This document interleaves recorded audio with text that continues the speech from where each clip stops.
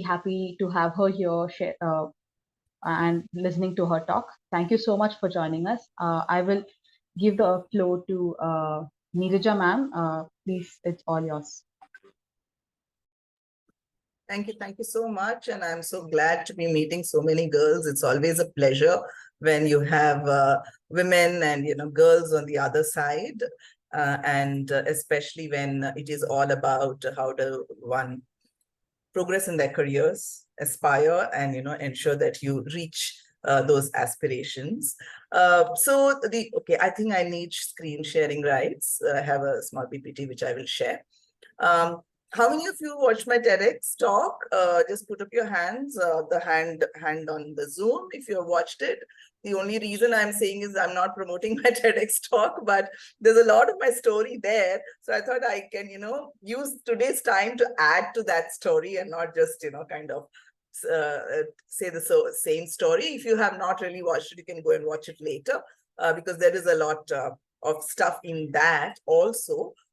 Which will kind of complement what I'm going to be speaking today. So let me try to share my screen. And yeah, so I was already introduced. My current role is, thank you, Santra, you can put your hands down now. My current role is, I'm a freelancer. I'm not employed by anyone.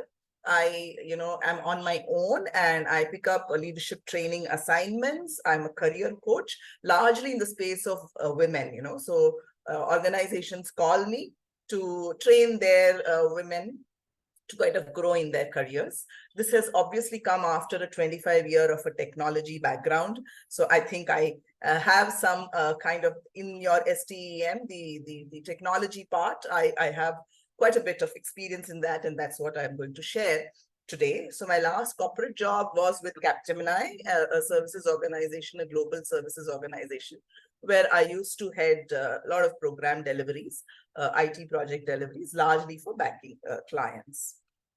Okay, so you see the map of India, and do you see a small circle somewhere on this map? Anybody, if they're able to see, what have I circled? Please, I won't be able to look at your chat, but you can unmute and say, yes, Nikita, go ahead. Kerala. Kerala. Yeah. So why have I circled Kerala? Because I was born in Kerala. Okay. So that's where I was born. We are Tamilians from Kerala. My mother comes from this small town called North Parur near Alvai. So I was born there. And when I was 4 months old, my father was transferred to a city called as Indore, which is in Madhya Pradesh. And this was our house in Indore. Obviously, this is a picture taken a few years ago when I went back to Indore. So now I'm currently in Bangalore, but I went back to Indore to kind of, look at how things have progressed. So this house doesn't look too pretty. So obviously it wasn't even this, this good looking in the days that I grew up. It was a small house with 3 rooms. You necessarily can't say this was the living room and this is the bedroom and this is the study room. None of that. There were 3 rooms. That's about it. Now, I was an only child. I'm an only child. I don't have brothers and sisters.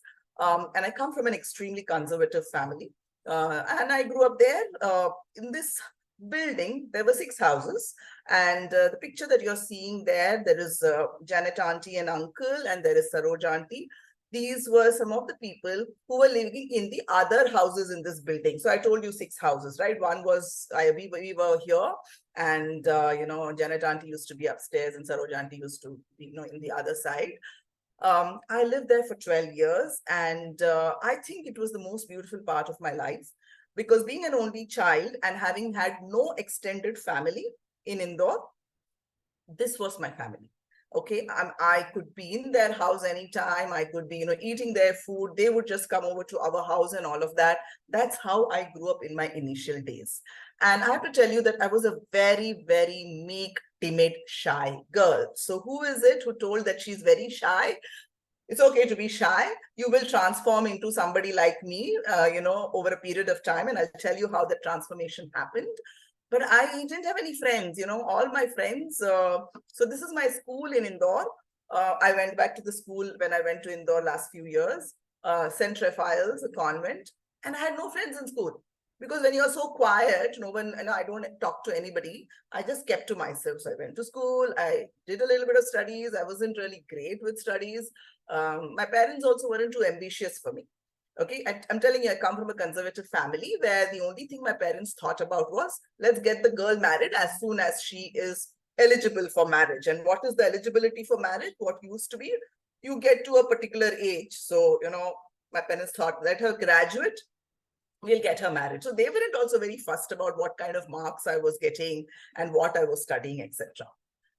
My father got transferred to Bangalore, and when I was in 8th standard, and this is a picture of my classmates when we went on an excursion in our 10th standard. And I think by then I had bettered in my studies. My friends used to come to me to learn from me. I was very good at maths. I was very good at Hindi. So they would come to me for learning. And that's all, my, again, conversations with friends used to be. That's it. Okay. Now, after 10th, you know what happens, right? Largely, we still have this thing about you take up science because there are two big career options with science. One is engineering, the other is medicine. Today, of course, and you will tell me about the variety of careers that are there with science, but in those days, and even today, many people are very, very, limited in their view. So I took up science because everybody else was taking up science. And if you listen to my TED talk, I talk about the herd mentality, HERD. Herd is that you just follow the crowd. So since everybody took science, I also took science. So that's my college, my 11th and 12th. But that is when I realized that just following the herd is not going to help, because I wasn't too great with physics. I wasn't good with chemistry. I wasn't good with biology. The only thing that I was good was maths. So, which is when I decided that in my graduation, which is the next photo that you see, I will take up only maths. So many, many years ago, I went to my graduate school in 1988. Okay, so don't calculate my age. Okay, I took a combination which was a very, very rare combination in those days. Now, of course, it's well known: maths, economics, and statistics. Okay, because it was mostly maths related. And you can see the number of students here in this picture. There were a few more, but that's it. It was a very, very small class because nobody had heard of such a combination and nobody was taking those subjects. But that was my transformational moment because I started taking decisions based on what I was passionate about. And that's definitely something I will tell you, that pursue your passion. Don't do things because the rest of the world is doing. It's not going to help. If you are passionate about something, follow that passion and you will for sure be successful and you will definitely be happy in your life. Success doesn't mean happiness. So, but definitely, if you follow your passion, you will be successful and happy. Now, I told you my father was going to get me married as soon as I finished my graduation. And that search for the groom in those days, it was very much an arranged marriage, started. And as I said, I wasn't very ambitious also. I was very quiet. I knew my parents are going to get me married. But somewhere inside me, I wanted to do some job and earn some money for myself. And I thought that if I go and do a master's, that's another 2 years. And my father gets me married, I don't know where that's going to end. And then career options were very limited. You do a master's, then what? Maybe you become a lecturer or you further do your research and what? And I didn't have so much of.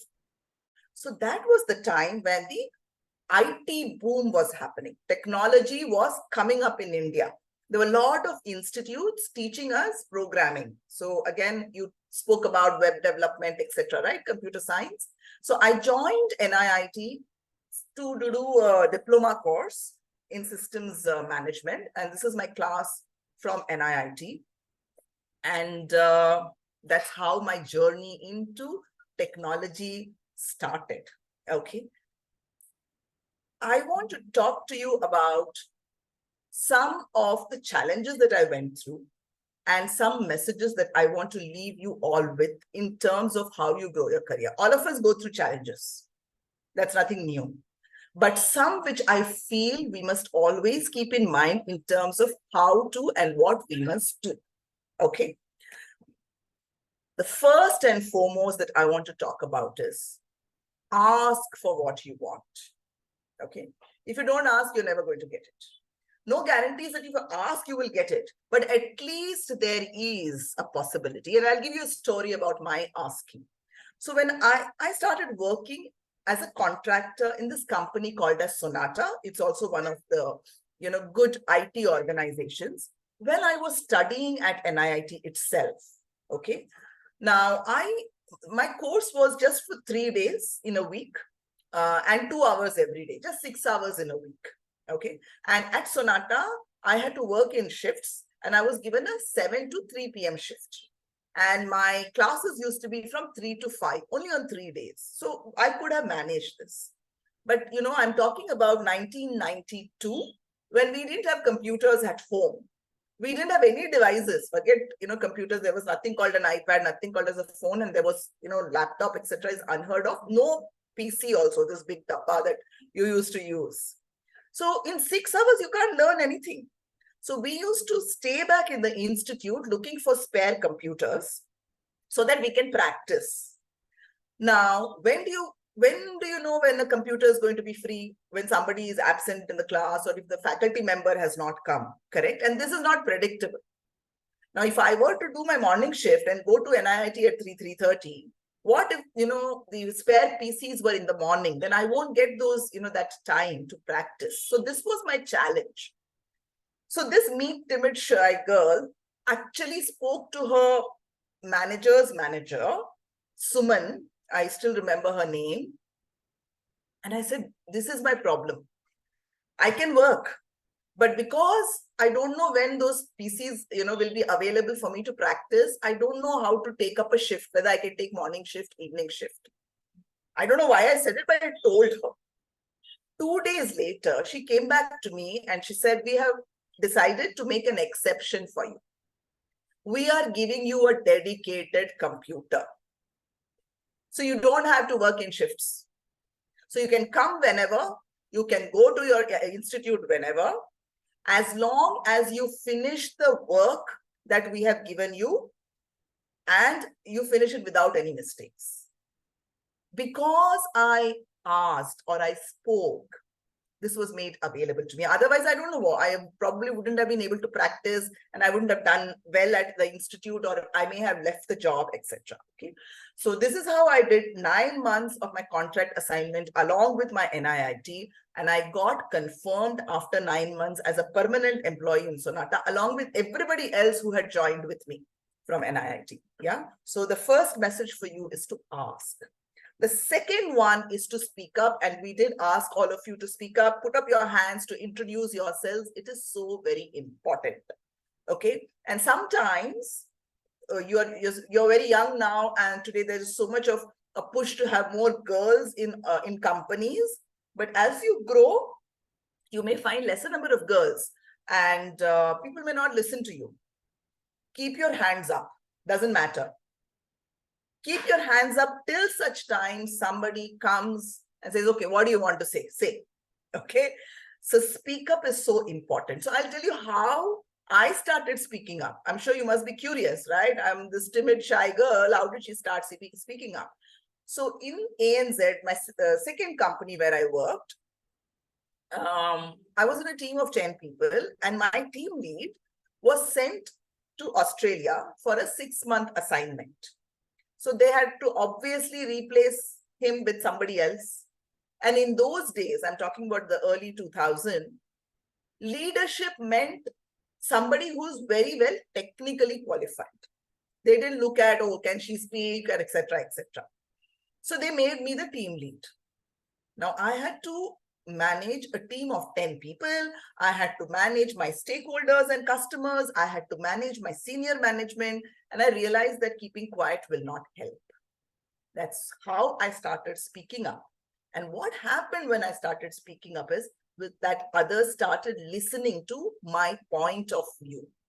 So when we speak about diversity, you may have heard this term, diversity, gender diversity means we want to have more women. Why is it that we want to have more women in STEM careers, or any kind of a field? Because the perspective that we bring, our ideas, our experiences are very unique. And if you do not speak up, you're just quietly going to sit at that table. People will say, okay, why should I bring, this girl into the room, into this meeting room? She's anyway not going contributing to the discussion. I might as well bring another man. So it is very, very important for you to speak up. Put up your hand, keep your hands raised till such time somebody listens to you. The other picture that is coming up is all your nice Christmas caps, etc. What I want to talk about here is life will throw a lot of challenges at you. Let's be honest, accept it. It's not going to be smooth sailing for anybody. Okay. But how do you keep yourselves resilient? Meaning, does not matter what happens, I am going to continue to pursue what I want to pursue. I am not going to stop. So when I was at, again, ANZ, what happened was there was an organization structure change.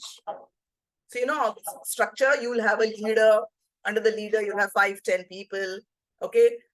So this is organization structure. So they changed the structure. So what happened was we were 6 people, and suddenly all the 6 of us lost our jobs inside the company. And they said a new structure has come, which has only got 5 jobs. And all the 6 of us had to apply for that job, which means that only 5 will get. The one who doesn't get had to leave the company. The other problem that I had was all those jobs that we had to apply for was at a grade lower than the grade that I was at. So if you understand grades, you start as a fresher, trainee, then you become a senior, then you become a leader, right? So like that. So I was at a particular grade, very senior, and all the jobs were at a grade lower. Now, nobody wants to apply for something which is at a grade lower. But if I didn't apply, then I had to immediately leave the company. So I applied and I got the job, and my grade was lower. Now I had to continue because there was no other job waiting for me outside. Can you imagine how disturbed I was? But I kept, one of the things is whatever happens, you have to ensure that you keep working well. If you let this disturbance affect your work, then that is another reason for the company, for everyone to say, oh, anyway, she doesn't perform. So let's, remove her. While I was very disturbed, I still continued to do my work, very resilient, very perseverant. And actually, that team which I was in was a team where any new opening in the company used to come to us. And we had to make decisions about who to appoint into that role.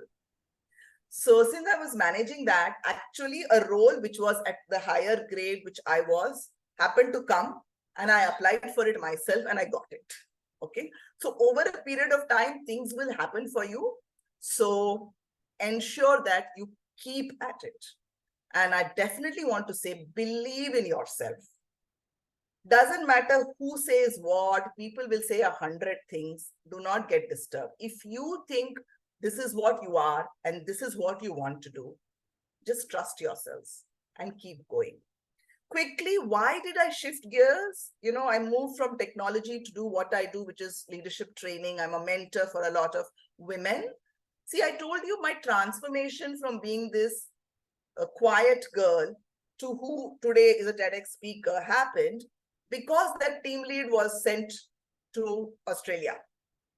So they had to fill that position. The opportunity came and somebody pushed me into it. Supposing that opportunity had not come, or they had not pushed me but put somebody else, I would have continued to be this quiet girl. And today I wouldn't be sitting here, next to you and the kinds of things that I have done. So I thought, what if opportunities don't come like that? And, girls are continuing to be very quiet. So I said, I am going to ensure that I will help as many women as possible by mentoring them, guiding them, coaching them, training them. And that's why I transitioned from a technology career to what I do today. Lastly, how to build a thriving career in STEM. There is a concept called as be a T-shaped individual. Now you are all in STEM. You're all studying science subjects, technology, engineering, mathematics, whatever. That is the vertical of the T, this vertical. You have to ensure that you also build your horizontal, which means like Dr. Anush is also a dancer. Anushima, the other day when we spoke, she said she's a gymnast. From all your other interests that you have and beyond your studies, all the other activities that you do in college, at home, outside, you're going to develop the horizontal of the team. Teamwork, problem solving, creative thinking. You are, a part of your NCC. All of that is going to help you build your horizontal of the team. That's how you need to build yourself. So be very ambitious, be very intentional about your careers. What happens with girls is, if I were to ask them, what do you want to do in the next 2 years? What do you want to do in the next 5 years? Many of us don't have answers because we say, okay, fine, whatever comes my way, I will take it. But if you have an attitude like that, then you may not really go anywhere. If there are some roadblocks, you'll just stop. So be very intentional, be ambitious. I want to be this kind of a job I need to do, this kind of an entrepreneurship I want to do by this time, the next 5 years, in the 10 years. Put milestones for you and move towards that. And this is a message which I want to tell everyone. Don't leave before you leave. This is a quote from Sheryl Sandberg. She was written Lean in a book. What happens with girls again is they start thinking of, oh, if I get married, if I have a child, I won't be able to do these kinds of jobs because I have to look after people at home. I have to, do 100 things. Mom, that marriage will happen after 5 years. But they start thinking about that, and today itself, they start slowing down in your career. So I tell people it's okay. I mean, when that happens, we'll figure it out. When you get married, when you have children, when you have to take responsibilities, how to deal with it, you will definitely be able to figure it out then. Today, don't leave the opportunities that are coming your way. So another very, very inspirational person, Apurva Purohit, she says, when the going gets tough, the first battle women lose is the one in the minds. So it's not about fighting with your boss, fighting with your manager, none of that. It is in your own head. If you think that I won't be able to do something, it's a gone case.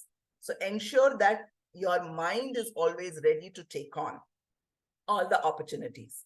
Last advice, networking. I do a lot of talks on networking. If you follow me on social media, LinkedIn, I'm sure all of you have been taught how to use LinkedIn. You will see a lot of my videos on what is networking. It is very, very important. Like all of you together is a network that you have built. You're all in this cohort, right, as part of Kalpana. Ensure that you stay connected. Today you're meeting me and Ashima. Stay connected with us. It's a network that you're building, because a lot of opportunities will come to you from your networks. Create your own opportunities. Don't keep saying, oh, I did not get that, nobody gave me this opportunities. One is grab the opportunities by putting up your hand. Two, create your opportunities by putting up your hand by saying that I want to do this. Don't keep waiting for someone to call you out. Create your own opportunities. And lastly, seek out mentors. You have mentors as part of the Kalpana program, but beyond this, also throughout your life, ensure that you have mentors. I represent a platform called as Aspire for Her. We have got more than 200 senior women leaders as mentors. It is extremely, extremely important for you to be guided by mentors, because you don't have to, waste your 5 years of life trying to understand something. We all have already gone through it, and, we will tell you how to navigate through whatever you're going through. So that's me, and I would love to stay connected with all of you on LinkedIn. That is my LinkedIn URL. That's the QR code. If you scan that, you will land on my LinkedIn page. I learned that today. Somebody told me that, this is this fancy thing that LinkedIn has started, giving QR codes to everyone. So would love to stay in touch with all of you, and there will be some Q&A time. I'm happy to take questions later. Thank you. Thank you so much, ma'am. If anyone missed out on her LinkedIn link, I've taken a screenshot. I'll share it in the group. So please connect with her and use everything that you learned about LinkedIn in the last class. Ashima ma'am, I think the floor is yours. Now we'll have the Q&A at the very end. Okay, thank you. Thank you so much. I'll share my screen.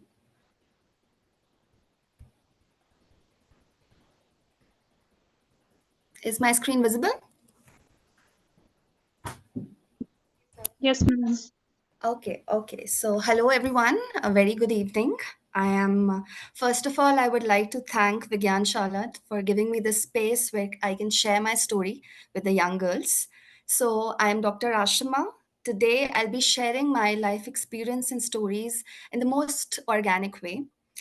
My talk is centered around series of major events that are transformational in nature, and I am who I am because of those major events. So I work as an academic quality analyst with Emily. Starting with my early childhood, if you can see the figure one, the picture on the left hand side, I belong to a very, very beautiful place. I think you must have all heard about it. It is almost a mini heaven on earth. It is a wonderful hill station called Shimla in Himachal Pradesh. This is me at the age of 5. But what exactly, where is, when you talk about a hill station, you always, the first thing comes to your mind is obviously the scenic beauty. And second is the peace in that place. But if I, today I think about my childhood, ma'am said that she had a beautiful childhood, but my childhood was everything apart from being peaceful. It did not align with the tranquility of this place. And when I look back today, I remember that what was the reason for such a disturbed and harsh childhood I had? It was that I was a very curious child. I used to ask questions from textbook. I used to ask abstract questions about the functioning of the universe. But the biggest questions which the adults didn't like, I questioned the dogmas in the society. Anything that involved oppression or discrimination against a particular gender, mostly it was women, caste, color, community, social class, I used to raise question. I was a dark-skinned woman, a dark-skinned girl in a place in fair-looking within fair-looking Himachalis. I was a dark-skinned girl. So generally, I used to, hear these comments that, oh, you don't look like your father. He's fair, he's smart, he's handsome, and you're dark. So I used to raise questions. I used to fight for it. Was called a rebellious child at the age of 10 or 11. But those questions were not welcome. They were not answered. I was shunned. So obviously, if you're so emotional, you want to express. I think the best thing is art. So that's how writing became the form of emotional expression. I remember writing letters to God about how unfair the society is, and I really don't understand why am I facing all this at this young age. This young girl, then she transformed her, channelized her insecurities into her passion for education. Okay, the adults in my home, my relatives, they shunned my questions. They couldn't answer my questions. But I actually expected at least one teacher to acknowledge my mental health. I saw the teachers talking about grades, how you can excel in your careers, what next you do. They're teaching you everything, but they're never asking you what you want to learn. So that's where I decided that when I grow up, not for all the students, but at least for that one student who sits heartbroken in the class, I want to become a teacher for that. So yes, that passion for education, because if I want to be heard, education is must. So my childhood dream was to become an educator. The next turning point in my life was my graduation at University of Delhi.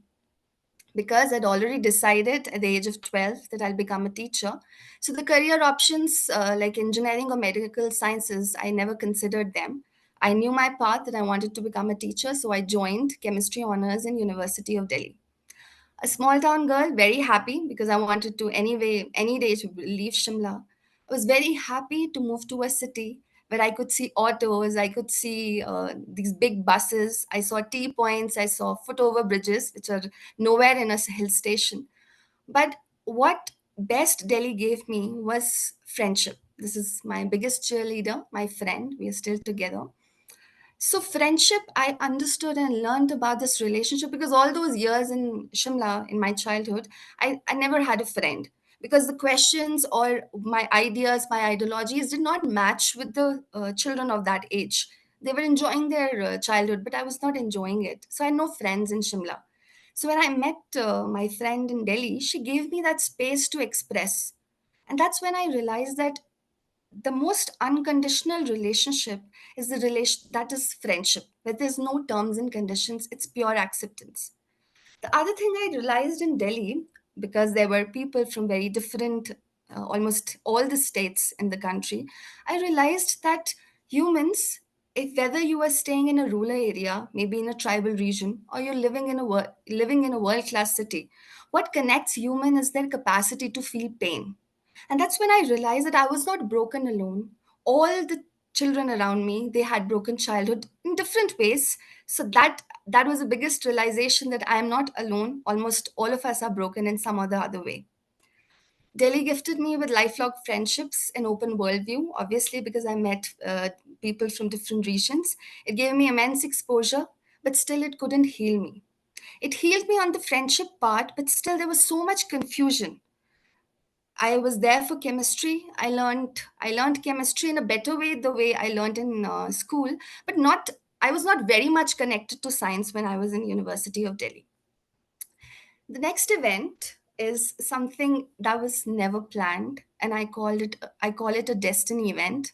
This is darshan. I never thought I could use this word this way, but I think you must have heard about this word darshan. Darshan is a Sanskrit word which means vision, which means sight. So darshan with my inner self. Your mentors, your gurus, they teach you a lot of things. They could be they can teach you about opportunities, they can help you progress in your career. But I feel the most biggest gift your gurus give you, that they give you that space that you can know yourself.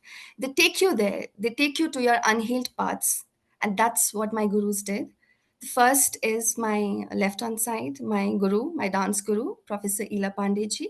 And the second is my PhD advisor, Dr. Neeraj Gupta. Socially, one is an artist, a celebrated artist, and the other one is a scientist with a PhD with postdocs in chemistry. But as a student, when I was learning in a space with them, I realized that that image of an artist and scientist is dissolved. They used to teach with this intersection of art and science, and that's how my training developed. I'll share an antidote with you from the both my gurus.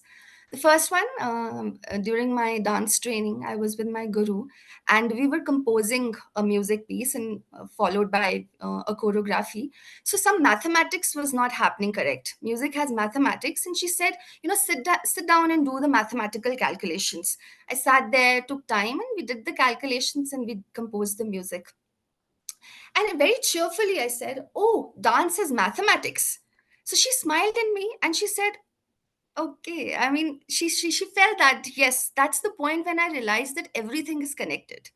Dance has mathematics. So the mathematics I read in school, I did not know where to use it. Even after doing chemistry honors, I didn't understand where I use this mathematics. And that mathematics I used in dance. That I was very amazed by it.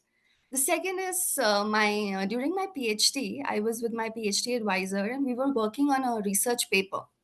So we were designing some content, and we were discussing solutions, we were discussing how to strategize the content. So after a 15-20 minutes discussion, he said, with a lot of enthusiasm, he said, Ashima, you have to think like an artist. Think like an artist, and then only you will be able to find a solution. Coming from a scientist who says that think like an artist, that was another point. I felt that how science and art are not different, they are connected. During my PhD, I learned a lot of things, a lot of skills. But the best thing is that it gave me a space for my passion for articulation, which was fulfilled through scientific writing and PhD. Now, I was writing since 12 years old. When I was 12, I was writing since then. But I never thought that I would get that in my academic journey. I was journaling, I was writing about myself, but I never thought I would write in science. So that space during my PhD, my advisor, he was very, very open. He was not somebody that, you stick to facts, you stick to evidence. Yes, that's a part of science. But he used to ask me to use my artistic brain. He used to say, yes, this is the blank paper. You pour out your heart on it. Don't think that it is a scientific paper. You pour out your heart on it. So that's my, I think, the biggest thing I've learned during my PhD. Next, under the CV of challenges, during my academic journey, there were many challenges, but this one is the biggest because it it affected me emotionally. That being an artist in the scientific community. Now, not it's not very common that we have an artist in the scientific community, and especially in the small town. So I was not somebody who matched the stereotypical image of a science student. Now if you see my first picture, this is my PhD convocation ceremony picture, and the second one is post a Kathak dance performance. I didn't see any difference in both, but people did see a lot of difference in my both pictures or my both lives as an artist and a scientist. So I faced extreme criticism for being a Kathak dancer. My credibility as a scientist was questioned because they thought that an artist who is so much involved in dance is just taken up science like that, doesn't know science. So I was excluded from the scientific community for thinking differently. The second challenge was lack of meaningful interaction with peers. Now, what happens is mostly we think that science is all about what you do. You do in the laboratories, that's what science is. But I wanted to talk about science. I wanted to talk about science beyond course books and laboratories. And they used to see it as a waste of time. That you don't talk science, you do science. But I believe that you do science, you talk science, and then you communicate science because science is for the society. So I never got that peer group in my university. The third challenge was to I had a really tough time finding a non academic career. So when you take up masters, you do bachelor's, master's, and PhD, you do it basically for an academic job. Obviously, I wanted to become a teacher, but due to some circumstances, I couldn't find an academic job. So what next was being a chemistry student. It could be an R&D job anywhere in a healthcare or a pharma industry. But I was not very much interested in wet lab work because I thought it has a very closed environment. And me being somebody who loves talking to people, want to be around people, I didn't find that it is a lucrative career for me. So what next? There's one thing that I did not get through any academic job. Second, R&D, I don't want to join. So I don't know any other career. And then but I remember that one thing I love from my PhD is writing, but I don't know how to make writing my career. So these all three major challenges of first faced extreme criticism for being an artist in the scientific community. The second, not finding a supporting peer group in PhD, and third is finding a tough time finding a non-academic career. The next is they say that what doesn't kill you makes you stronger. So, as I faced so much criticism for being an artist in scientific community, it touched me because it would be a lie to say this that it did not affect me. We are humans with sentiments. It did affect me. It did affect me very deeply. So that's where I thought that yes, as I and my gurus, we don't see any difference between art and science. I think I need to go out and tell people. So these the two pictures are from an interactive session with children, and these are the feedbacks from the students. Now, if you see this, you will not be able. I don't know if you're able to read this, but I loved this feedback from a student. It's written in Hindi. I'll translate it for you. That I am. The student has written that she's surprised that somebody could think like this, and she would love to think on the similar lines. When I read this quote and when I read this note, I actually thought to myself, change is like a chain reaction, the chain reaction in chemistry. You have a small initiator, a radical initiator, which attacks on one reactant molecule that generates a radical. That reactant reacts with another molecule, and that's how this chain reaction happens. So when I read this note, I felt this is where you initiate the chain reaction. You have touched one heart, you've touched her intellect, she'll try and think about it, she'll share with her peers, she will embark on a journey, and that's how change happens. Next is my current role. As I already told you that there were two careers, the well-known careers after PhD. One is the academics and second is the R&D. But I was not, first I didn't get and the second I was not interested in. So I wanted to make writing my career because I'm very passionate about it. So my current role is I work as an academic research consultant and a scientific content reviewer. Now, what these two things, consultancy means that you are talking to people, and scientific content reviewer means I check scientific content. So, this role adds passion to my love for writing, expression, conversations, and engagement with people. It has everything. I actually do whatever I do it for the love of it. I have very intentional choices in life. So the first thing is it I get to know a lot of other different people. I am always into meaningful conversations with people. This role includes that we write for researchers. I mean, people who are busy, or maybe they are not interested in writing. This role is about that. So I connect with these researchers, and sometimes it's so beautiful that before they tell me their research, they talk to me, and I would just ask, "How are you?" or "How are you feeling?" They would just share that how their PhD is going, or how they're feeling at home. They're tired, they don't want to write. So it's so comforting to listen to people.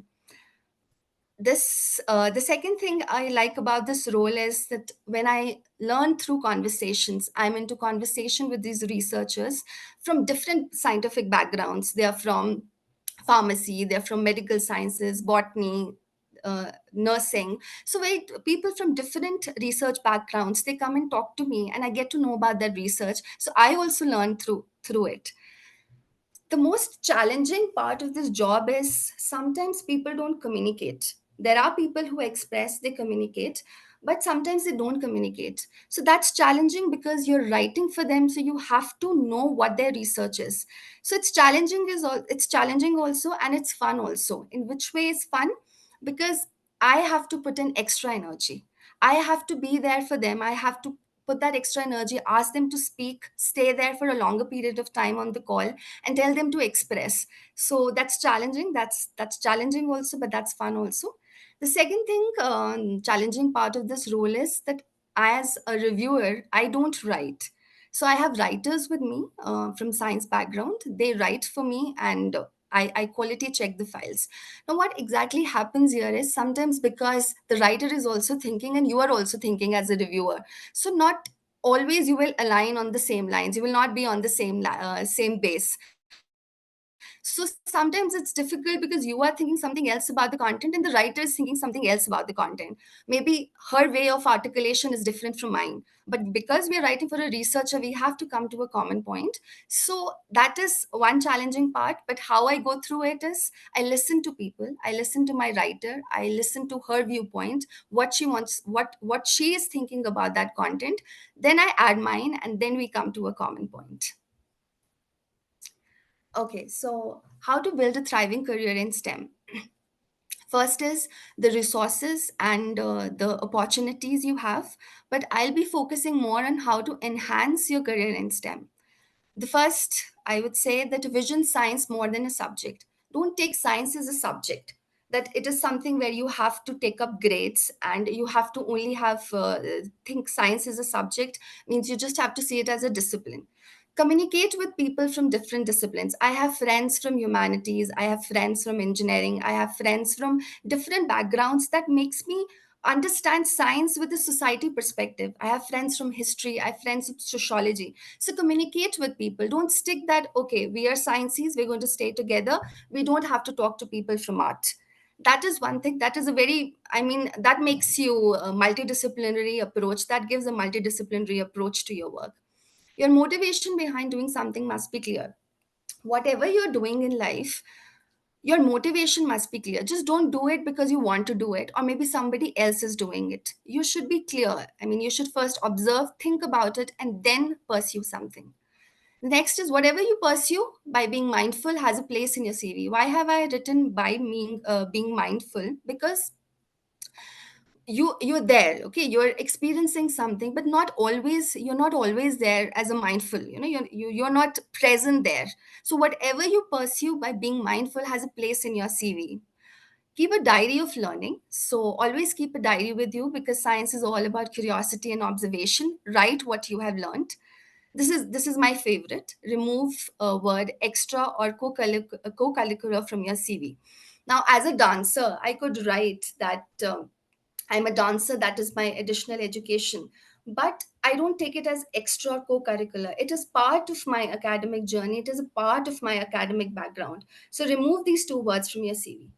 Don't follow anyone blindly. Have only those certifications which you feel connected to. Sometimes we keep adding certifications, or we start volunteering for, we look at our friends and we start volunteering for the ones which our friends are doing. Don't follow them blindly. Don't follow anyone blindly. Observe, and then have those certifications where you feel connected, where you are interested. As ma'am said, that always take intentional careers. Platform for learning: LinkedIn, YouTube. YouTube has really helped me. I listen to a lot of discourses and interviews on YouTube. I joined LinkedIn very late, almost after six months of my PhD viva. LinkedIn is a great place because it's just not about messaging people for jobs. But when I joined LinkedIn, because I was thinking on very different lines, especially the project of blurring boundaries between academic disciplines. So when I joined LinkedIn, I saw so many people are working in the same field. I never thought, when I was sitting in Shimla, it's a small town, I never thought that people are actually thinking about this. So when I joined LinkedIn, I saw that. The next is read, reflect, and implement. Read whatever comes to your mind. Go on Google. Reference material is always there. Read read the reference material. Reflect. Now reflect is, first you read about it, then you reflect that what you think about, after reading what you think about it, and then implement that in your life. Next is advice to aspiring girls. Stand for yourself, as ma'am said. Believe in yourselves. Always stand for yourself. Nobody will stand for you. You have to stand for yourself. Think, add your uniqueness in everything you do. Connect STEM to society. I mean, we see science is isolated. You should always see STEM. I mean, you should always see science connected to the society. They are not different. Whatever scientists do, they do it for the society. Often, STEM, we require knowledge to sound intelligent. We think that we have gained theoretical knowledge in science to just sound intelligence. Nobody knows absolute science. No, never think that you want to become perfect in science. Science is all about curiosity, experimentation, and endless learning. So, if science is about experimentation, so obviously whatever you are thinking today it's not absolute. Tomorrow you may learn something else. The day after tomorrow you may learn something else. So science is always about curiosity. Your story matters. So if you think that you are staying in a very small part somewhere in the rural area and your story doesn't matter, everybody's story matters. Whether it is recognized or not, the story matters. Big change is the accumulation of small changes happening in the entire world. You think that you think about the global change, you think about the big changes, but actually what are big changes? These are small steps taken. This is a cumulative effect which give the global change. This is my favorite: act locally, catalyze change globally. So this I used to think, when I was a child, I used to think about it, that how do I bring a big change?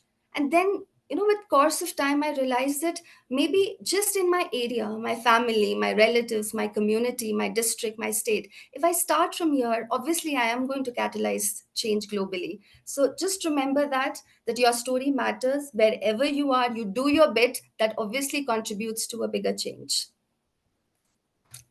Before I say thank you and conclude my talk, I want to explain this diagram to you.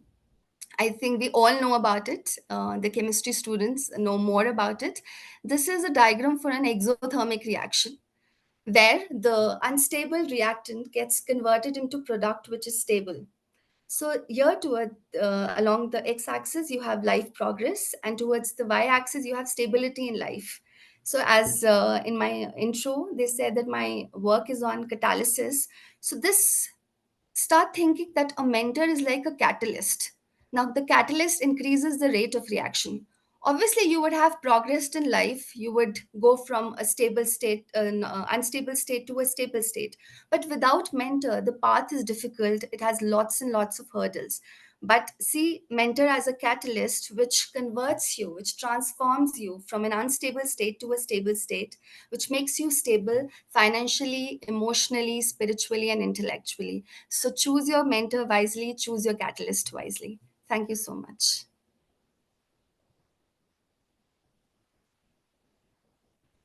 Thank you so much for that talk. Thank you for being so vulnerable and honest and it, like, just sharing your journey with us.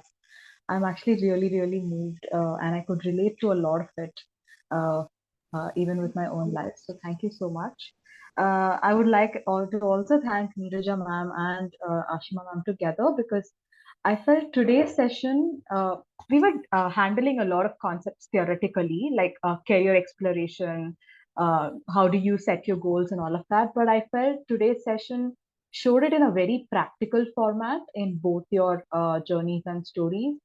And I'm just so grateful for that. So thank you for coming in today and two wonderful talks. I open the floor for questions. It's 7:30 now, so I encourage you all to quickly ask your questions. So go ahead. Please raise your hand and unmute yourself. And yeah,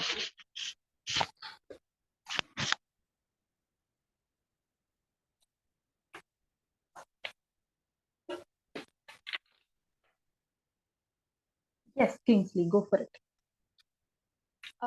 Hello, ma'am. Wonderful talks from both of you, ma'am. My question is, when there is a thing that you want to do, most of the times my motivation is very short term. How do I stay motivated for a long term in order to achieve it? Like, other than being determined, setting things for yourself, that motivation, because it dulls down, I kind of procrastinate a lot because of it. So, how can I keep myself motivated for a longer time? So I'll give a quick one and then Ashima can add to it. Motivation has to be very internal. Okay? The minute you start looking for motivation outside, which is, okay, somebody should appreciate me, acknowledge me, and, say good things about me, give me some gifts or whatever, that's when we land up into a lot of problems. Okay. Because that's not always going to happen. And once you've reached, okay, you've got some kind of an appreciation, next appreciation you want, at a higher level, and it keeps going. The motivation to do anything should be very, very internal and intrinsic. Now, if you kind of heard Ashima's story also, the motivation for her to do whatever came from a very internal factor, that she found something lacking in life and in the society, and she drove herself to ensure that that happens. Okay. And you are not going to get success on day one. In fact, you may actually be seeing more challenges, when you actually want to, go in that path. But it is for you to drive yourselves, because eventually it will happen. Okay. You have to always kind of look at the end goal. So I always tell people that it's okay even if you have moved 1 millimeter today. It's far off. Your goal is far off. You probably need to, climb a huge mountain. But on a daily basis, if you move 1 millimeter, you need to celebrate it because you have moved ahead. There will be 100 people who will say 100 things about you and want to pull you back and say this is worthless, you're not going to reach your. But 1 millimeter is also success. Celebrate it yourself. You don't need, in whichever way you want to celebrate it. LinkedIn is a great platform to celebrate, as an example, right? We all put up things on LinkedIn. So, this session, for as an example, maybe I'll go and write about it today. Some of you could write about it. That's celebrating what you achieved today. So that 1 millimeter also needs to be celebrated. Tomorrow you may move 10 millimeters. The third day you're struggling, but you're not going to give up. So it has to come from that internal, desire, belief that you will achieve it. You will, for sure you'll achieve it. And as we said, you need people to take you along. So don't sit in, a corner and a quiet space for yourselves. There are many, many people around you who will kind of help you reach there, who will give you that positivity. So build that network of positive people who say, yeah, it doesn't matter. Today was like this, tomorrow is going to be a better day. Ashima, you want to add to it? Ma'am, I think you answered it very beautifully. So I think I would add that only. What ma'am said is celebrate your small successes. And as a woman, it's again, as a woman, we are so strict with ourselves to always want to be perfect. That okay, this is not an achievement. So you have to celebrate yourself, not look at other people, what success is for them, You have to celebrate your everyday. Not every day will be same. So yes, I mean, ma'am explained it. So this exactly I wanted to And say. it's difficult, you know. I Yes, it come is. from a very old school of thought. You know, in our days, there was no celebration. Even if you achieved the biggest milestone, there was no celebration. And I'll tell you, Right. my mother was while we all come from very conservative family from Kerala, my mother was a class topper, maths 100%. You know, every test and exam 100 on 100. She graduated. Of course, her mother did not allow her to do masters. Otherwise, I'm sure she would have done that also with a center. And I also, you know, was very good at maths. And I remember in my 10th standard, we had this lecturer, teacher in school. He was a retired college professor. And then he came to, you know, this school to teach. So he would have taught so many students in college in his career, 40 years of his career, and then so many batches in school, 10th standard. The first day, what he told was, till today, nobody has scored 100 in a paper that I have sent. And it's a challenge that I've given every batch. Until today, nobody has scored 100. And I'm giving you the challenge. In the first test, I scored 25 on 25. That was 100%. So obviously, I was thrilled. And I came home and I told my parents I scored 25 on 25. And my father said, "What's the big deal? Your mother has always scored 100 on 100. Okay. And that was the day when I decided I will not crave for external appreciation. I know. See, nobody's going to understand if I say this. This is the scene that in his 45 years, 50 years, not a single student took 100. I understand that. I will appreciate it for myself and I will go ahead, right? So don't crave for external appreciation at all. I hope that answers. Yes, yes, ma'am. Yes. Thank you, ma'am. Yes, Jovita, go for it. Morning, ma'am. Not able to hear you too well. You want to just put your speaker volume up? Am I audible now? Slightly. Go for it. We'll see. Good evening, ma'am. It was a pleasure listening to both of you all. And I'm actually currently pursuing my MSc in mathematics, and I was so happy to listen that you were passionate about mathematics and pursued a degree in that. So then my question is, when it comes to career options, all we know is about the traditional careers. Like after doing MSc in mathematics, we either go into research or PhD or end up in some academic career. But then I was so happy listening to Ashima ma'am when she related dance and maths. So like, how do we think out of the box? How do we go out of these traditional careers and just explore ourselves rather than sticking to the traditional things? So yeah, that was my question. Ashima, you go first. Yes, I have a lot of experience in this one. Honestly, it took me 1 year to find a non-academic career. And all my batchmates were placed because they took up the traditional jobs. And I was sitting at home thinking, what next should I do? But I'll tell you my process. Like the way I said that I joined LinkedIn very late.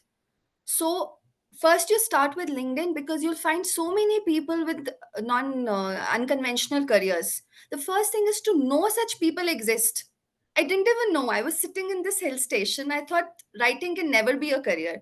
So I frankly tell you that this is this one place I saw their videos on YouTube is India Bioscience. It's somewhere happening in Bangalore, somewhere happening in the big cities, and we, people from rural areas, we don't know about it. So they have a PDF which is crafting your career. That is the first time I read that something like scientific writing can be taken as a career. So what you do is start with exploration first. First thing is, if you're thinking about a non-conventional career, what you want to do, what you love doing, because the two things are, if you want to take up a traditional job, you can do anything, but if you want to go for an unconventional job, you have to do something you love, right? So first you have to know, because I loved writing, so I know that I wanted to make writing my career. So you have to know first thing that what you love, what you enjoy. You have to give time to yourself. And when you have finalized, write about it. When you have finalized, then go and look for people, that what people are doing. And that, I think LinkedIn and YouTube both are best platforms. And then see, and then I think that will really help you. Yeah. So network. That's what it is. LinkedIn is a great networking platform. Meet people wherever you can. Talk to people wherever you can. In your own, college, in your own city, there'll be tons and tons of events that happen today. I mean, there's no dearth of events that are happening. So calendarize it to say that I must attend one event a week, one event a month, whatever is a possibility. And don't only go for, okay, I did maths, so I will do maths conferences. Do something very different also, because it is important to meet very diverse kinds of people. That's when you start thinking differently. For me also, after the 25 years of tech, I thought that is what my life is. I attended this conference for women on a career break. So that's another thing, right? Many women take a break because they got married, they have a child, they have to care for the family. They take a break. And then when they want to restart, it is very hard. Companies don't really, call them back. Today, things are different. I'm talking 2016. In so many years, many things have changed. And I went to this conference. Why did I go to the conference? Because my company wanted to hire these women on a break. So I went to attend it. One of the people there was saying, why is it that you want to look at what you did in the past prior to your break? And only that you want to pursue after the break also, right? Start looking at what are your strengths. See, skills are there. Math is a skill and, reasoning is a skill. All of that is okay. But there are a lot of competencies that you bring. So if you have to be a good mathematician, maybe or a researcher, eye for detail, right? All of these are strengths which differentiates you from the rest. And then start looking at jobs which need this. It doesn't have to be what you did in the past. And to me, it was an eye opener. I said, why am I not thinking like this? And after that, and like Ashima, I came on LinkedIn in 2016, in my 24th year of career. Okay. And I used to even then only connect with people that I had worked with in the past. So again, you are only thinking the same way. I then started following people, and LinkedIn became very beautiful after that, because you're listening, even you're reading content that is being published by different kinds of people. And suddenly it's a repository for you to absorb, to learn, to communicate, to contribute, etc. And today I've reached 30,000 on LinkedIn, and it doesn't allow me to connect more than that. So, I do some jugaad every now and then to get more space and, connect with people. But yes, network, please go and find new people to meet, talk, kind of have these discussions. You'll get your ideas and you'll get your solutions. Thank you, ma'am, for the advice. Thank you. Before I move on to Nikita, to whoever's listening, our first assignment was on career exploration, and a lot of girls struggled with that assignment. I hope you take tips and notes from our speakers today, and you revisit. I'm not asking you to submit it to Kalpana, but just do it for yourself now that you have more tools in your kit. And yes, Nikita, go for it. Thank you, ma'am. Good evening, Ashma ma'am, and good evening, Neeraja ma'am.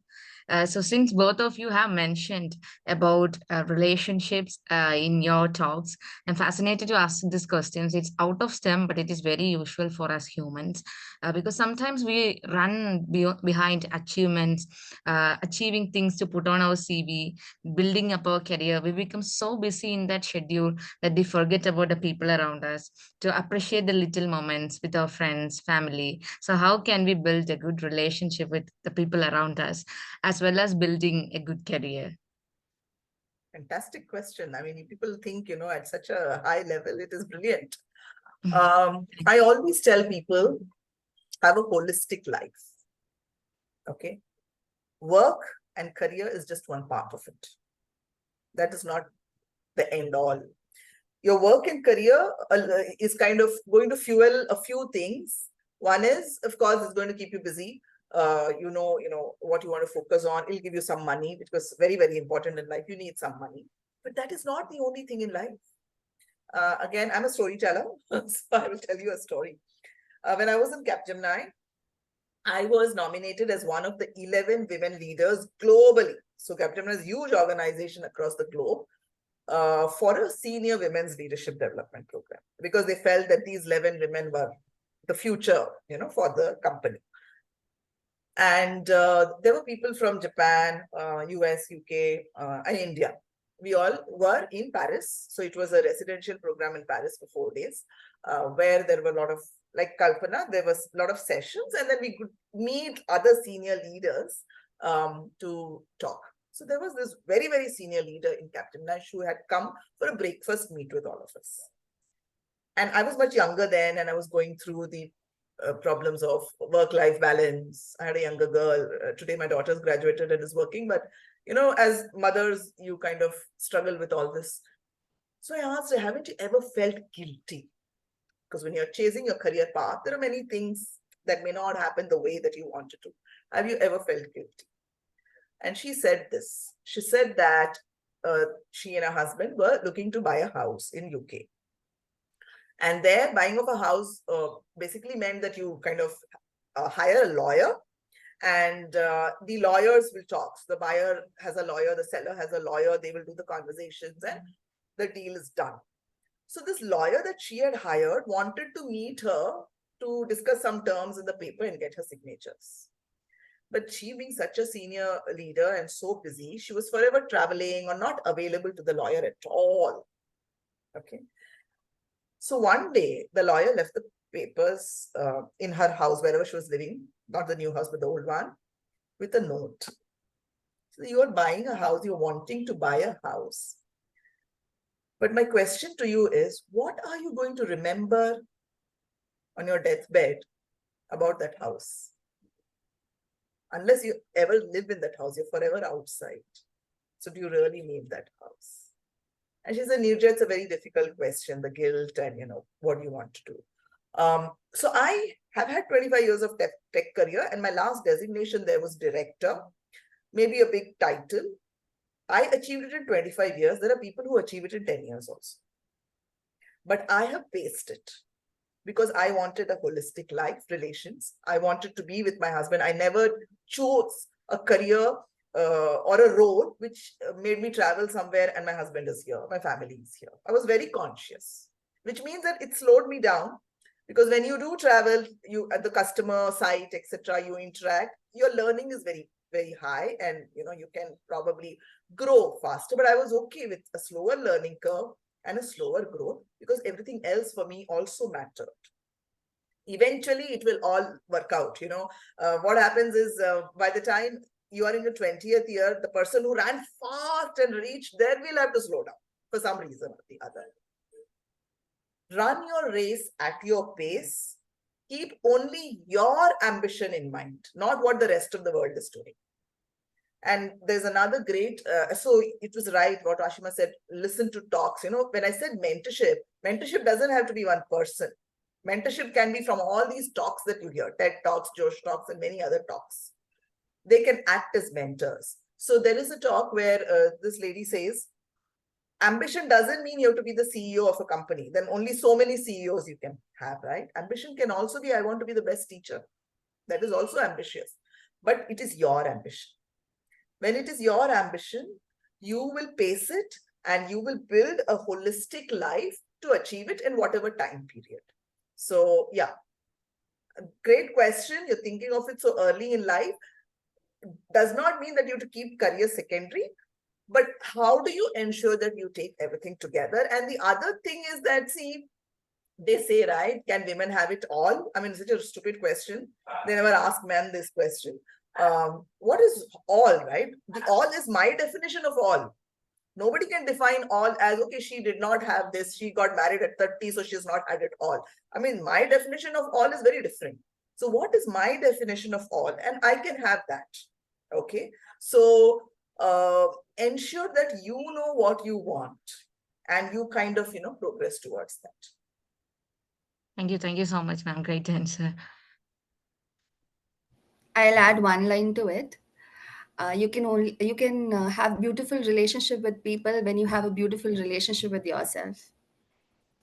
I had broken relationships with my family, a lot of people around me, because I did not have that relationship with me. So at first you work on yourself, you'll automatically have beautiful relationships around. So, yes. A lot of Thank you people, so much. yeah, people are writing about mathematics in dance.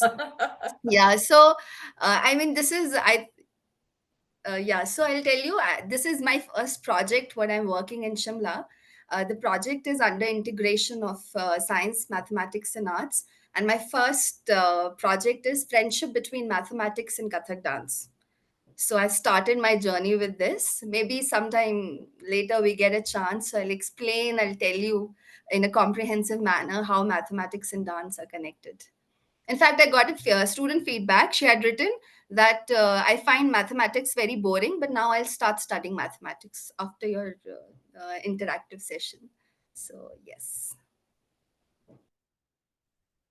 Beautiful. I think we will be inviting you for separate talks uh, so that we can delve in detail. But I'll take the next question. Kingsley, you go for it. And there's one on the Yes, chat. We will just answer. We'll do the chat Yeah. once yeah, we'll definitely do it. We will close at 8. We're trying to be punctual. So if you have questions, start putting it on chat. But Kingsley, please go ahead. my question is to Ashima ma'am. Ma'am, in your talk, you were talking about maintaining a learning diary, right? Can you elaborate a bit on that? Yes, yes. I have a lot of diaries since class 12. So the diary has all my emotions with me. But now, as I've progressed in life and I'm a little more stable emotionally, so diary of learning means that whatever you observe in your day, it could be like maybe something online, something on social media, like good things on social media, YouTube, LinkedIn, something you've learned around in the family, in community, you write that in the diary. Put a date, just write that small, not, you don't have to write it in detail. Just write in bullet points that just as keywords, you write keywords, right, that this is what I learned today. So that diary of learning, I'll tell you one thing about my life. I recently went on a solo trip. So on the same 5 years ago, I had written that I will one day I will travel alone. And that was such a coincidence that on the same day this year I planned my first solo trip. So when I opened that diary like 5 years ago, I had written that I'll go on a solo trip, and this happened. So this is also one advantage, that your life journey is recorded. It's recorded with you. So keep that small diary with you always. Like today, you whatever you learn from this session, you learn from people around you. Never discriminate that this person cannot teach me, that person cannot teach me. So keep that diary with you. Just note everything, and then go back to it maybe after 10 days, 12 days, and think and reflect about it, that how did you use that in your life. So keep that diary with you. There's also one concept called as visualization. So you visualize what you want to do, right?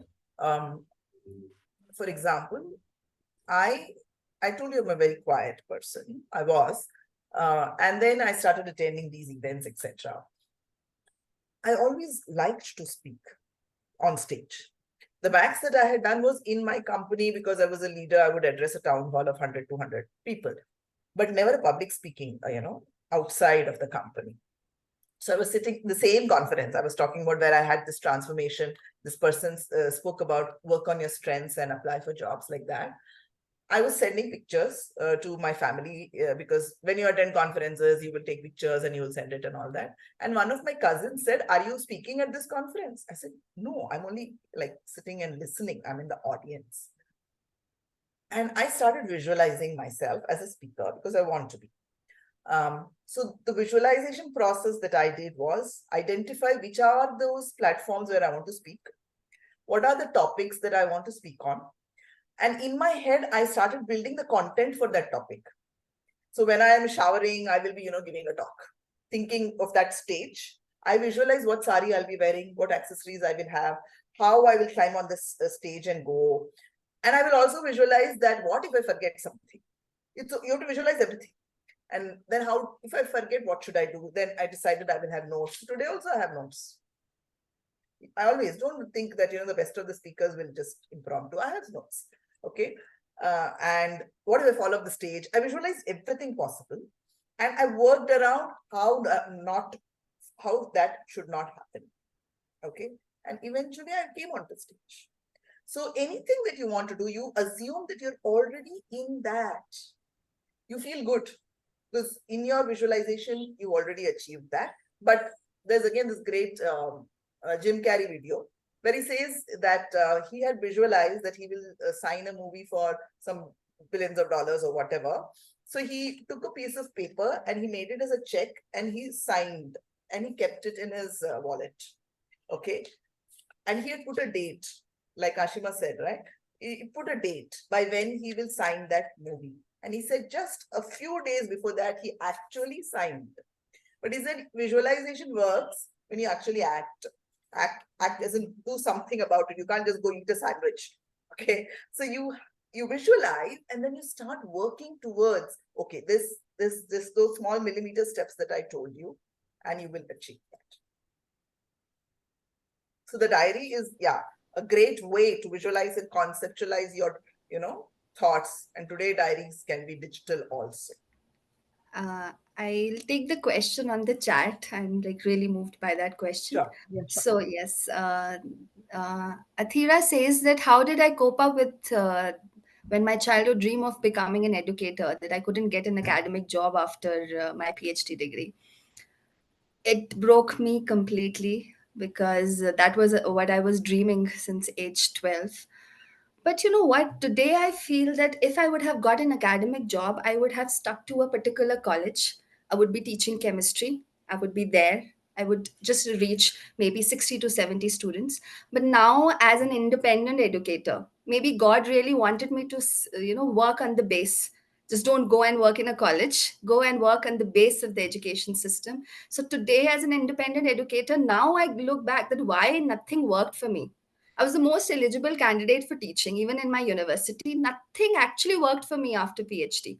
I applied to every college that I want to become a teacher. But why my passion? I mean, they couldn't see my passion that I want to become a teacher. Maybe because God wanted me to be actually on field, that go and work with those children, those 6 7 years. Maybe you'll find your lost childhood. So that is how your God also channelizes your dream. My dream is still there. I am still an educator, but it was molded in some other way by God. So that's how destiny plays with you. So yes. There is another concept called the law of attraction. If you kind of understand it properly, people say the universe gives you what you ask, and it really gives you. There is only, two things you need to do, or three things. One is you ask for what you want. Okay. The minute you ask the universe, it's given. As in it's given. Okay, it'll reach you. But for it to reach you, you have to believe that it will reach you. Many of us always think, oh, will it come? When will it come? It won't come to me. I don't think I'm the right person. So that is called resistance. You're not allowing it to come to you. Okay, we are digressing totally, but these are things which we have learned in life. This very recently, I understood this law of attraction, right? When the universe is giving, you're saying universe is giving, but kuch aa nahi raha hai. It's because of those negative thoughts that you have. Oh, maybe it will not come. Maybe, something is not right. You ask and you forget about it. You will get it. Of course, you have to act. That is for sure. You have to keep working on it, but it will come to you one fine day. It will definitely come. So another story is somebody, that I know actually took on an internship for 5 months. And the internship was supposed to culminate in a full-time job. Okay. But on the last day of the internship, the company told the person, no, there are no opportunities. The candidate was very good. It was not about performance of the candidate. But the situation, today the economic situation is also such that if you don't have budgets, you don't have, roles, then you can't confirm the person. So the person was really wondering, what is it? Because the person also believes in the law of attraction. So she went and asked the master, the person who kind of led her into the law of attraction, that was it because sometime during, I was thinking maybe I won't get it. What is it because of which I may not have got confirmed? So the answer the master gave is that, it's a real story, okay, is that maybe you didn't want this job. There is something else that you wanted, and this job was enabling you towards that something else. That is why if you get confirmed in this job, that something else is not going to happen. That is why the confirmation didn't happen. And it is so true. The girl is looking at something else. The job was just, kind of she thought, okay, this will, keep me busy for a few months, and, I will then, eventually do that something else. So probably if she had got confirmed, then she would have just stuck here. Like Hashima should have just been a teacher, all right? She would have been just stuck there. The bigger thing she wouldn't have done. So things happen for the best, what you really want. We have 1 more minute, so but we are happy to take questions on LinkedIn. That platform is totally available. I mean, I can extend the session for a few more minutes if the I'm speakers are happy okay. to stay on. Okay, Yes, maybe 10 more minutes because we already have some 4 questions on chat which we'll have to address. Shreya, take this. Also, quickly, I have added the feedback form, which is also the attendance form. So please mark your attendance. Shreya, please go for it. Hello, Neeraja ma'am, Ashima ma'am. It was great to hear you. So, Neeraja ma'am, in one of your slides, you mentioned the T. So building those uh, extra capabilities in you. So my question is, like in my pursuit of career exploration, I try out too many things. Like I try to be a part of various college clubs. It does expand my network. It improves me as a person. But then when it comes to career, like as in it takes a lot of time to be all the part of this curricular things.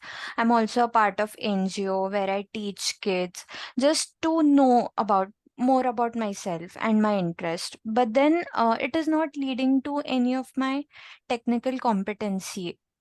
So, is it a good idea to do many extracurricular things or to have a technical focus? Like, how do I build a clear thought process?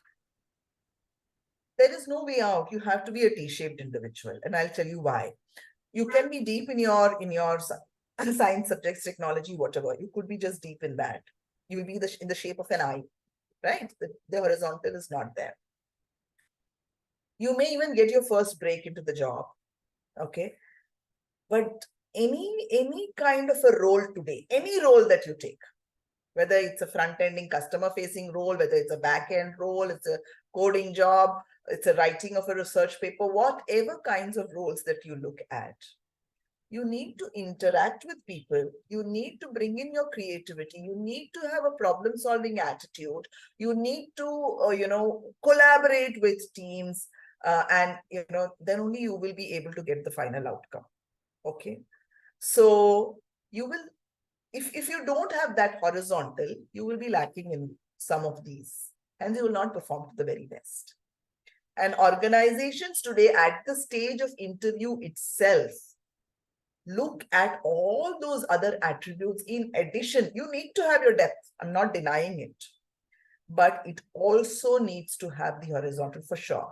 Now, how do you balance? Because I know it's going to take your time away from, giving your technology or your science career, science learning. Put a timetable. You don't go overboard on any aspect. Ensure that you put a good timetable on your calendar to say, okay, fine, this is how I balance. So every day you don't have to do everything. Every week you don't have to do everything. So if 1 week, the Saturday, you decide to go to the NGO, then the next Saturday you focus on your club activity. But you need to have a mix of both. Of course, there might be certain semesters where your academic pressure is so much that you may slow down on your clubs.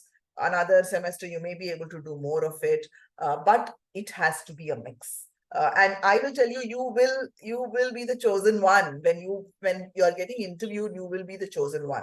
And I have proof in my own daughter. She graduated this year, and it's been a very bad year this year. Not disappointing any of you, but really the economic conditions are such that there have not been too many jobs. Placements have not happened in colleges. Okay, so she graduated without a job. But she has been working at this platform called as Aspire for her for 3 years along with her studies. She did that. And she's been part of various, activities in college. So she managed to get, an interview. And the person who interviewed was extremely senior in the organization. Okay. And this organization takes about 10 interviews before the place. She had a half-an-hour conversation with him. he must have asked her about, she's done math, statistics, computer science. So our family, runs on maths. So he must have asked 10 minutes about the academic subjects. The rest 20 minutes were about all the 100 things that she has done in life. And after that, he said, I'm closing the interview. There are no more rounds for you. You are in. Okay. So it will help. And you need to balance it, but please keep at it. You need to know how to articulate what you've learned through those other activities also. Like Ashima said, don't call it extracurricular, so people will. You have to say, because I did this, like Anushima was so beautiful, because she was a gymnast, being a gymnast helped her in 1, 2, 3, 4, time management, and so many other things she explained. You have to be able to explain, because I'm part of an NGO, this skill of mine has been developed. You have to be able to articulate that. Hope that answers, Shreya. I'll add my own experience to this one. This recent job I got, my CV had one section for community engagement because I started it when I did not find a job after PhD, so I was within people. So they actually looked at it that because my the current role has a lot to do with people engagement and talking to people, so they saw that section in my CV that I am into community engagement. So, not taking it as an extra, but that is a part of your personality, that is part of your academic background. Don't take it different. When I write about my this PhD, my BA in Kathak dance, I never write it as an additional education. It is a part of my educational background. So, never take these things as extra or additional. So, that's what my experience is. Next AMA, I'm going to have so many questions about how to write the correct CV. We'll have to tweak our template a little bit. Yes, Chiruta, go for it. I am closing the session at 8:15. If we are not able to cover any questions on chat, I highly recommend that you take it up on LinkedIn by connecting with our speakers. Chiruta, yes, it's yours. Yeah, I actually had asked this kind of a similar question yesterday for our course, but it was ma'am, Ashima ma'am is actually focusing on content writing with her research, right? So my question was we have always this pressure on ourselves to be very relevant with how technology is actually going on, especially because I'm a BTech student. So what is trending right now? But then there's also this thing that we get is about what we are passionate about. So where have you actually found like a junction of both of them, like being relevant to what is actually not necessarily latest, but what society demands of you, but also being passionate about it?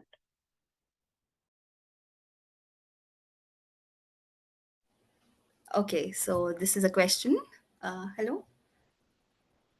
Are you there? Yeah, she's there. Yes, yeah, I'm here. Yes, sorry.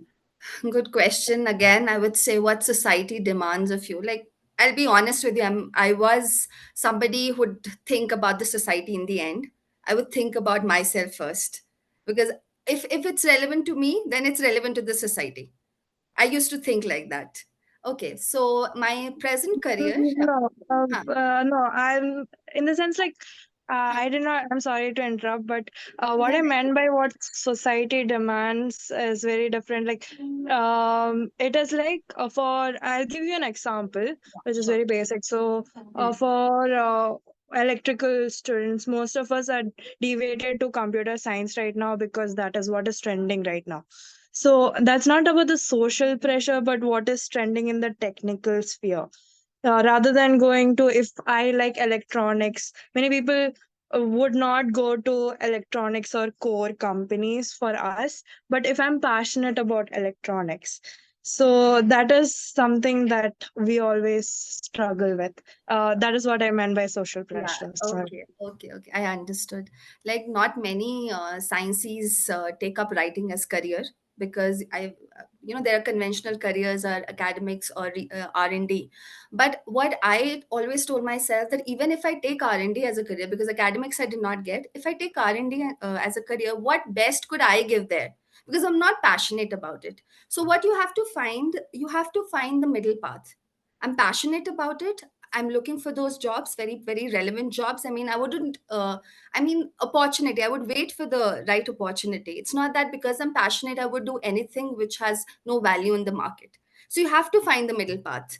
But trust me, keep your passion on the top. Because if you take a career with society, the society is thinking that it's trending, you take that career, after some time, you'll get very frustrated in it. And you'll not add anything from your end or anything. That the way I said that you will not be able to add your uniqueness. Your uniqueness is related to your passion. So this is how you have to create a balance in what's happening in this society. That again, I would say, come on LinkedIn, really come on LinkedIn. You'll find so many people doing, you'll think that you are taking a career because of your passion, but when you see people, then you actually find that they say the supporting tribe on LinkedIn, that these many people are doing, they're following their passions, they're enjoying, and it's also very much connected to the current trending careers in the society. So be very, very active on LinkedIn, I would say. So just to think, now not everybody gets that opportunity at a particular point in time. It could you may get it, you may get it a little delayed. So if you have changed paths from electrical electronics to computer science because that's trending, it's okay. You pick up a job in that space or do whatever you're doing in that space, but find something by the side which is in your passion area. Okay, you don't have to keep waiting for that aha moment to strike where you can kind of integrate everything. Keep that passion alive by doing something by the side. Could be, you want to teach kids on electrical electronics, you want to build some kits, you have this NGO, you want to gigs. I don't know whether you've heard of the term gig economy. If not, I think I would definitely ask Salini to have someone to talk about the gig world today. So while all of us know there are companies, they will advertise jobs, full-time jobs, you're employed with them. Today, the world is moving towards what is called as a gig economy. Gig is the word gig, right? I'm doing a short gig. Content writing as an example. I picked up some, content writing assignments along with my college work. It gives me a little bit of pocket money and it also kind of kindles my interest in writing. So like that, you can actually pick up small gigs along with your, actual job, which is in the passion area. And eventually you will be able to figure out how to amalgamate or how to move back into this.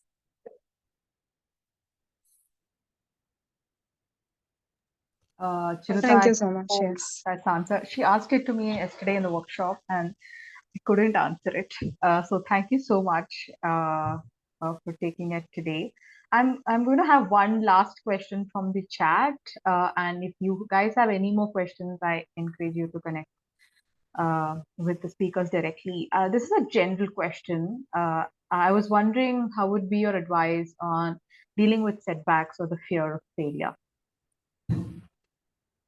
We get this a lot, a fear of failure and a very challenging STEM career.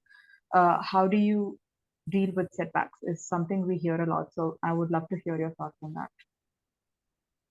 So I'll go very quickly. Can you just give me a moment? Ashima, you can take the question. I just Yes, ma'am. Sure. So it's very natural to have fear of failure. That's how, when I wanted to take writing as a career, the first thing my mind asked me all the negative things. How, about the how much is the vocabulary? Do you know all the tenses? These were these type of questions my mind was asking me. That you are into writing, you should have all the skills. So your mind keeps telling you that you cannot do it, but the mind is yours only. So firstly, you have to, pacify your mind. No, I'll do it. That failure comes from here. So that's what ma'am also said. We quit before we could have actually quit. We've lost the battle before even fighting it. So how to deal with setbacks? First is I'm a great advocate of friendship. Have close friends in your life. Share with them. Have that emotional expression. Second thing I would say is to have passion, like dance. Even in my lowest phase of my life after PhD, where I couldn't find a relevant job, I never left dancing. So that was a setback because all my colleagues, all my lab mates were placed, and people were asking, where's Ashima? You know, what she's doing. So that setback in life, I didn't lose myself. I always believed in myself and always believed in God, that there's something better lying up for me. The fear of failure, take it as a motivation that, okay, that's going to be there. All of us, we failed in the past also, but it doesn't mean that we won't try. So you have to tell your mind, you have to pacify your mind that, okay, these questions are okay, and you have to answer those questions to your mind. So I would say this, that's how handle setbacks. Yes, Yeah, so Neeraja, who defines failure, right. right? No, but the Janta will tell you 100 things. This is success, this is failure. You don't have to go by their definition of failure and success. You measure it for yourself. As I said, you visualize. So I visualize, getting onto the stage. I also visualize falling on the stage. I also visualize, what if I forget something, right? So that is your measure. It's not what everybody else is saying. That imposter syndrome that people talk about, the imposter will say, oh, you're not good enough, you're not good enough. Forget all of that. You measure your own. So if you did not achieve what you thought you want to achieve, that is not also failure. It is, how do I learn from here and move ahead? It's going to teach you something, and then you'll have to move ahead. So don't benchmark with the rest of the world at all, is what I would say. Benchmark it for yourself, and you will get better the next day from here. Only you can push yourselves for that. The rest can say 100 things. I'm a strong believer of that. Just believe in yourself. Please listen to my TED talk because I speak about it in that. Yes, Sam. Thank you so much. I think that's with that we will end the session today. Yeah, And if there's just one question. How can we deliver a TED talk? So basically, there's an application process. TEDx, TED is the big one in the US. What we do is TEDx's, which are local. Most of the colleges, many colleges have TEDx local ones. They get a license, and there are some other ones also. So there is a website, and you can know what all TEDx is happening, and there is application process. You can apply. But before you go into any kind of thing, if you're very keen on public speaking, start public speaking on any platform that you can find from your college, on so many other online platforms. Start giving talks. Maybe you can create your own YouTube channel and start posting small videos, etc. So you have to build a repository of work, like in any other kind of a job. How do you build a repository of your work to be building that credibility? Build that repository of your talks, and when you apply, then eventually you can showcase that this is the kind of talks that I have done. People will probably get selected. Thank you so much, Neeraja ma'am. Thank you so much, Ashima ma'am. Thank you for answering all the questions patiently, for staying over time. And I'm sure our girls had a wonderful day today. And yes, I will end the session with this. And if anyone has any questions, please connect with the speakers over LinkedIn and ask your questions there. Or in case you want to do it through me, I'm happy to pass the questions along as well. And please fill the attendance form. With that, bye and enjoy the finale of the World Cup tomorrow. Sure. Thank you Thank so you, much. All the best. Thank you, Neeraja ma'am. It's an honor to be actually sharing the platform with you. Thank you so much. I mean, I'm inspired myself. Thank you. Thank you, everyone. Thank you for listening to us patiently. Bye. Bye. Thank you, Swati. Bye, Thank you, bye, Shalini. Tiffany. Thank you, Thank you, Geetmala, ma'am. for the support. Yes. Thank you, Shrita, everyone. amazing questions. Thank you for pushing us to be better mentors. So, yeah, thank you so much. Have a nice weekend. Bye. Bye.